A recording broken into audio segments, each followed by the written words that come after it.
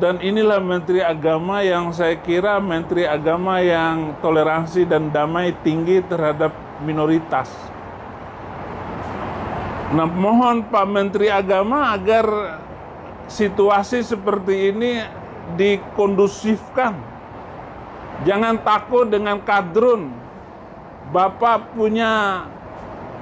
adalah pemerintah, Menteri Jokowi. Bapak memiliki banyak hal. Bapak memiliki tentara. Pakailah tentara. Bahkan Bapak punya Banser NU yang seluruh Indonesia itu bisa digerakkan oleh Bapak sebagai Panglima Banser.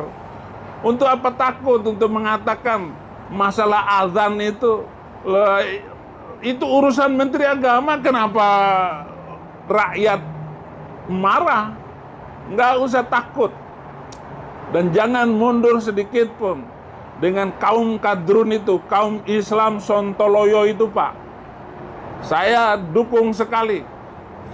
Bahkan jangan sekedar mengatur suara azan, atur juga kurikulum yang ada di madrasah, sanawiyah, aliyah, sampai perguruan tinggi. Karena sumber kekacauan itu adalah dari kurikulum yang tidak benar. Bahkan kurikulum-kurikulum di pesantren, Pak, jangan takut untuk dirombak. Bapak periksa, ganti guru-gurunya yang... Karena pesantren itu melahirkan kaum radikal semua.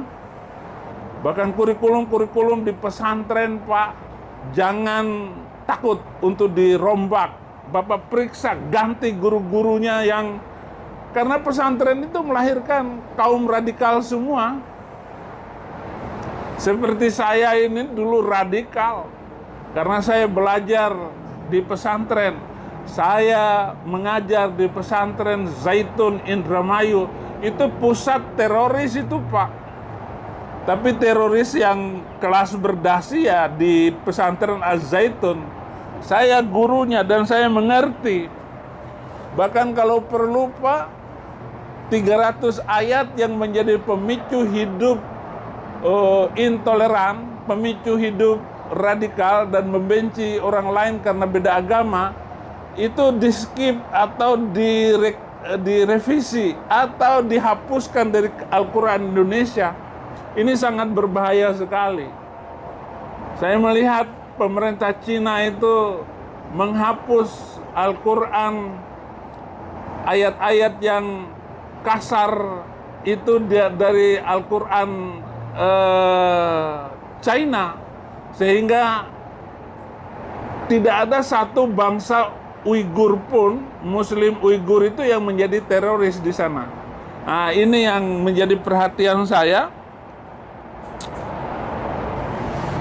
agar ayat-ayat Al-Quran yang keras itu tidak diajarkan di pesantren ataupun madrasah-madrasah di seluruh Indonesia.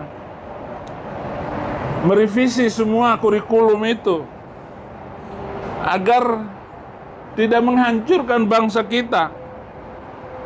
Karena mereka ya kalau sudah kena radikal, itu apa saja yang di depan mereka, mereka labrak, mereka mau menghancurkan dirinya sendiri.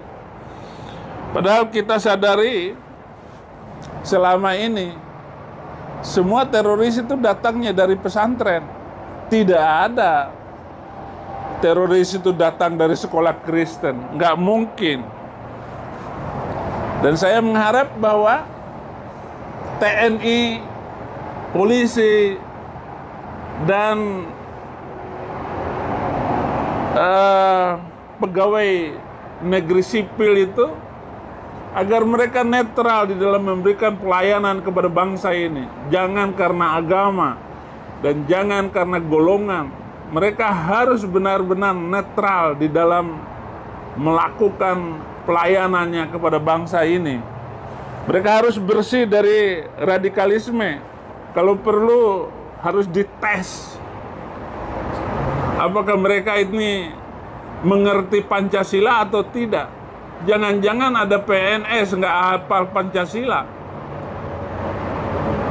Nah, ini harus harus benar-benar menjadi perhatian, di screening, dibersihkan mereka, agar mereka benar-benar seperti zaman Soeharto itu nggak ada orang yang boleh jadi PNS kalau dia itu radikal.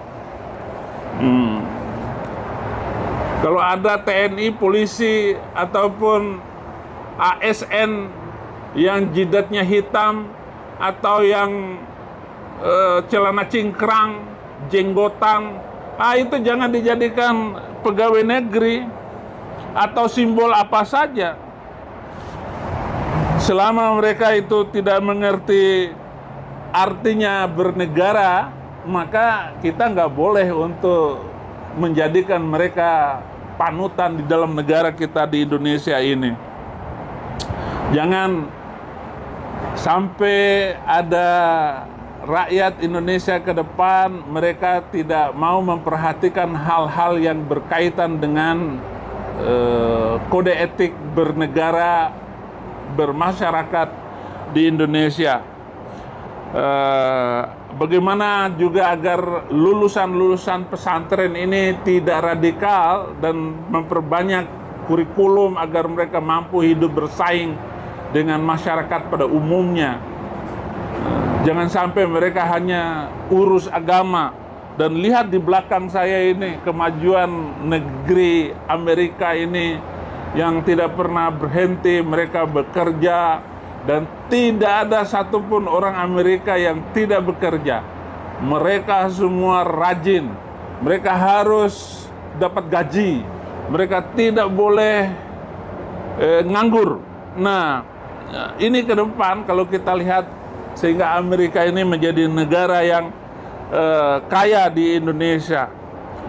Nah, saudara-saudara, cukup sudah kekacauan bangsa Indonesia karena agama selama ini. Mari kita membangun Indonesia ke depan adalah Indonesia yang toleransi dan damai. Kalau dulu saya adalah manusia radikal, tetapi sekarang setelah saya masuk Kristen dan mendalami keyakinan baru ini, luar biasa. Itu sebabnya negara-negara Eropa, Amerika, Australia itu menjadi maju, karena dasar Alkitab adalah cinta kasih, dasar Alkitab adalah bekerja, dasar Alkitab adalah kemajuan. Dan Amerika menjadi maju tanpa agama, tanpa menteri agama, tanpa mencampur adukan urusan agama dengan urusan negara.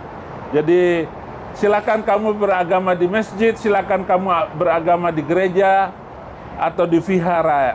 Jangan kamu bawa agamamu ke tengah sosial media, ke tengah masyarakat. Biarkan saja kamu mau beragama, tetapi jangan menghambat kemajuan bangsa. Jangan nanya kepo agamamu apa, umurmu berapa, gajimu berapa. Gak usah ditanyakan itu. Mari kita menghasilkan bagi kemajuan bangsa kita ke depan. Terima kasih.